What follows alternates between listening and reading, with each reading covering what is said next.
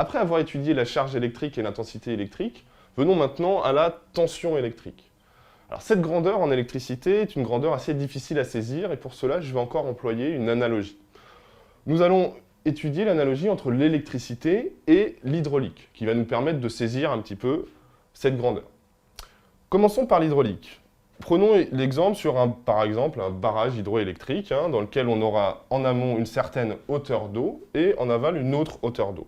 À gauche, nous allons avoir une certaine hauteur d'eau que je peux appeler grand H. Et à droite, une autre hauteur d'eau que je vais appeler petit h. Et imaginons maintenant que mon barrage est fermé. Pour l'instant, rien ne se passe. Ouvrons maintenant la vanne qui sépare l'amont de l'aval. Ici, nous allons constater qu'évidemment, il va y avoir de l'eau qui va s'écouler de l'amont à l'aval. Et ce débit, donc ici on a bien affaire à un débit d'eau, on est d'accord? Donc ici, si je le représente comme un débit, je ne sais pas, volumique, je vais donner une valeur 100 litres à la seconde. Ici, il s'agit bien d'un débit. Il faut comprendre par rapport à l'intensité que ce débit volumique d'eau est analogue à l'intensité électrique qui nous donnait des coulombs par seconde. Maintenant, à quoi va être analogue la tension électrique? La tension électrique va être analogue à la différence de hauteur d'eau. C'est-à-dire qu'à gauche du barrage, j'ai une grande hauteur d'eau, à droite du barrage, j'ai une petite hauteur d'eau. En tension, on dira grand potentiel, petit potentiel. Et que cette différence de potentiel, différence de hauteur d'eau ici, va induire un débit d'eau. Donc, dans la tension, un débit électrique. Donc, on dira que le débit volumique ici en hydraulique sera lié à la différence de hauteur d'eau, quasiment par un lien de cause à effet d'ailleurs. Donc voilà un petit peu ce qu'on pouvait voir en hydraulique. C'est la différence de hauteur d'eau qui induit un débit volumique, quand j'ouvre la vanne. Quand on repasse à l'électricité, c'est un peu la même chose. On a un conducteur électrique auquel on va soumettre une différence de tension.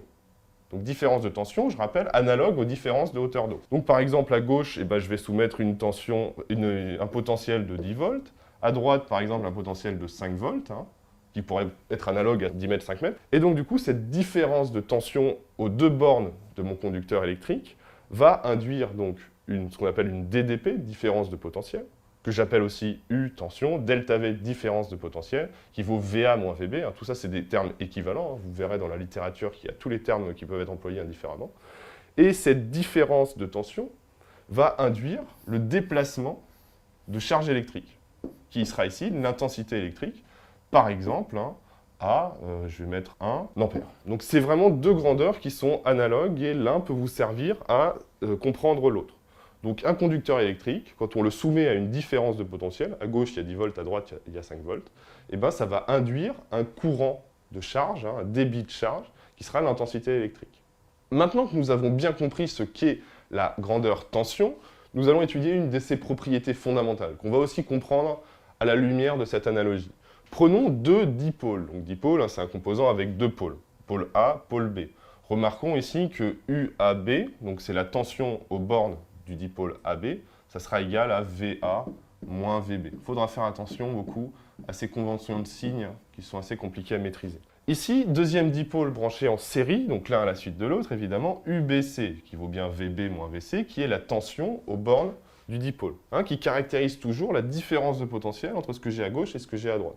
Mais 10 volts, 5 volts par exemple. Et la première propriété fondamentale qu'on va pouvoir comprendre sur la tension, c'est que la tension aux bornes du dipôle équivalent entre A et C, ça sera la somme des deux tensions. C'est-à-dire qu'en gros, on peut faire une analogie encore hydraulique. Si j'ai un barrage où j'ai 10 mètres, 5 mètres, puis 5 mètres, 2 mètres, c'est comme si j'avais un gros barrage avec 10 mètres, 2 mètres. Les choses s'accumulent. Et donc ça, c'est une propriété fondamentale qu'il faut bien comprendre en termes de tension.